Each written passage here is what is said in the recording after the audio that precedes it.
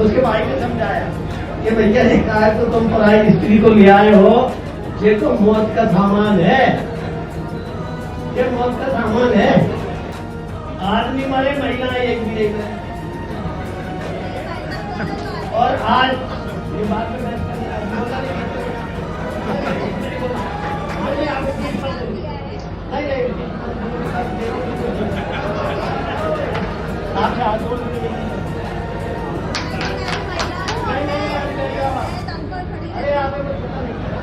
माता सीता को मौत का सामान बताने वाले पन्नालाल शाक्य बीजेपी से विधायक हैं।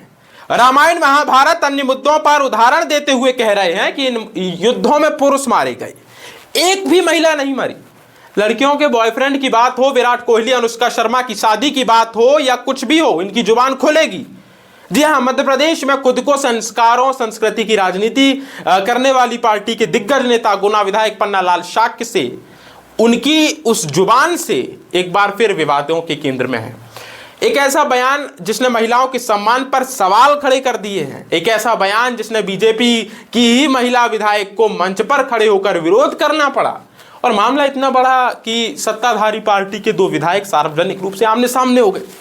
रुकिए, पन्नालाल शाक्य के बयानों की यह कहानी आज से शुरू नहीं है, बल्कि इनका पुराना एक लंबा नाता रहा है। इस पुराने बयानों में कुछ ऐसे उदाहरण भी हैं जिन्हें सुनकर आप माथा फूंक लेंगे, सवाल करेंगे कि आखिर एक राजनीतिक जनप्रतिनिधि मंच, सार्वजनिक मंच से आखिरकार ये कैसे बोल सकते एक राजनेता। नमस्कार, द लपेटा पर मैं हूं आपके साथ आदर्श पांडे। बात होगी आज पन्नालाल की उस बदजुबानी की। मामला गुना का है। नानाखेड़ी मंडी परिसर में आयोजित बलराम कृषि महोत्सव 2026 का मंच था। मुख्यमंत्री मोहन यादव, डॉक्टर मोहन यादव मंच में वर्चुअली जुड़े। मंच पर किसान, खेती और कृषि की बातें थी, लेकिन गुना विधायक से कहाँ ये सब होता है। साहब आए और अचानक रामायण और महाभारत के ज्ञान का बखान करने लगे। शाक्य ने सीता हरण और रावण के प्रसंग का जिक्र करते हुए कहा कि युद्ध के बाद सर्वनाश पुरुषों का हुआ है। इसके बाद महाभारत का उदाहरण देते हुए उन्होंने द्रौपदी यानी पांचाली का जिक्र किया और कहा कि एक महिला के कारण करोड़ों पुरुष मारे गए। उन्होंने पृथ्वीराज चौहान और संयोगिता का उदाहरण भी दिया। यहीं से मंच का माहौल बदल गया। चंचोड़ा की बीजेपी विधायक प्रियंका पेची ने खड़े होकर इस टिप्पणी पर आपत्ति जताई। उन्होंने महिलाओं को लेकर ऐसे उदाहरण देने का विरोध किया। इसके बाद मंच पर ही दोनों विधायकों के बीच तीखी बहस जैसी स्थिति बन गई। जी हाँ, देखिए ये वीडियो जो लगातार सवालों के घेरे में है। रामायण काल में रावण को बहुतों ने समझाया, उसके भाई ने समझाया कि भैया ने कहा है तो तुम पराई स्त्री को ले आए हो, ये तो मौत का सामान है, ये मौत का सामान है, इसे सम्मान भेज दो। पर आप देखो उस युद्ध में, उस लड़ाई में महिला कोई नहीं मरी, मरे तो आदमी मरे सब, आदमी मरे सबसे सब, महिला कोई नहीं मरी। तो ये विडंबना हमको समझना पड़ेगी कि नहीं। ऐसे ही महाभारत में हुआ, 1 करोड़ आदमी मारे गए, एक पांचाली के पीछे, महिला कोई नहीं मरी, मरे तो आदमी मरेगा। मैं तो ये हमें समझ में हमें ठीक है कि नहीं भाई। अब फिर अगला दौर आता है। पृथ्वीराज चौहान ने बस संयोगिता के पीछे अपने खुद के 55 सामंत कन्नौज से दिल्ली तक मरवा दिए और आज तक हम उसको भोग रहे हैं। अब ये एकदम एक भैया बैठा है जो यार वो कह रहे कितना क्या था आपको, वो उसने जो को मान कर रखा प्राकृतिक खेती, प्राकृतिक खेती। माननीय प्रधानमंत्री जी भी कह रहे हैं प्राकृतिक खेती। और हम विदेशों से जो फार्मूला खाद का, यूरिया का, आदमी मरे, महिला एक भी नहीं मरे।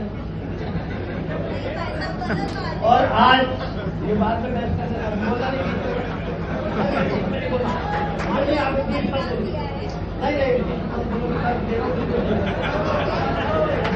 आपसे हाथ जोड़ दीजिए।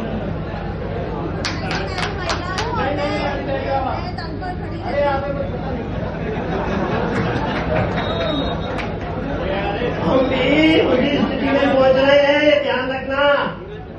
शाक्य ने जवाब दिया कि उन्होंने बहुत सारी किताबें पढ़ी हैं, उन्हें पता है कि कहाँ क्या हुआ है।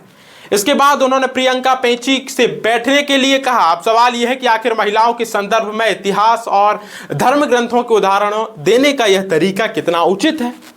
पन्नालाल शाक्य खुद को समझते क्या है? क्योंकि यह पहली बार नहीं है जब पन्नालाल शाक्य अपने बयानों को लेकर विवादों में रहे हैं। इनका नाता 2018 का मुझे प्रसंग याद है, जब लड़कियों के बॉयफ्रेंड बनाने की बात थी, टिप्पणी हुई और सवाल उठाया, लड़कियां बॉयफ्रेंड क्यों बनाती हैं? इनसे महिलाओं पर अत्याचार से जोड़कर देखा गया। विराट कोहली, अनुष्का शर्मा शादी को लेकर उन्होंने टिप्पणी की कि इटली में शादी क्यों की। राष्ट्रभक्ति पर सवाल खड़े कर दिए पन्नालाल शाक्य ने। सर्टिफिकेट बांटने लगे देशभक्त राष्ट्रद्रोह का। 2024 प्रधानमंत्री कॉलेज ऑफ एक्सीलेंस के उद्घाटन कार्यक्रम में उन्होंने कॉलेज की डिग्री की उपयोगिता पर सवाल उठाते हुए युवाओं को पंचर की दुकान खोलने की भी सलाह दे डाली। बाद में उन्होंने कहा कि उनके बयान को संदर्भ से बाहर लिया गया, पर साहब इनकी जुबान कब हो जाए कहना मुश्किल है। 2025 में भारत में गृह युद्ध जैसे हालात की आशंका जताते हुए युवाओं के लिए अनिवार्य सैन्य प्रशिक्षण की मांग वाला बयान भी सुर्खियों में ला दिया। हाँ भैया, पन्नालाल शाक्य लगातार बयानों में रहते हैं, केंद्र में रहते हैं। अब सवाल पन्नालाल शाक्य से ज्यादा उस राजनीतिक व्यवस्था का है जिसमें एक निर्वाचित जनप्रतिनिधि बार बार विवादित टिप्पणियां करता है, रूढ़िवादी सोच को प्रदर्शित करता है। हर बार बहस कुछ दिनों तक खत्म हो जाती है। क्या जनप्रतिनिधि होने के नाते भाषा की कोई जिम्मेदारी नहीं होनी चाहिए? क्या महिलाओं के बारे में बोलते समय शब्दों की मर्यादा नहीं होनी चाहिए? और सबसे बड़ा सवाल, अगर पार्टी खुद को संस्कार, संस्कृति और सम्मान की राजनीति का चेहरा बताती है तो क्या ऐसे बयानों पर पार्टी संगठन कभी अपने ही विधायक से जवाब मांगेगा?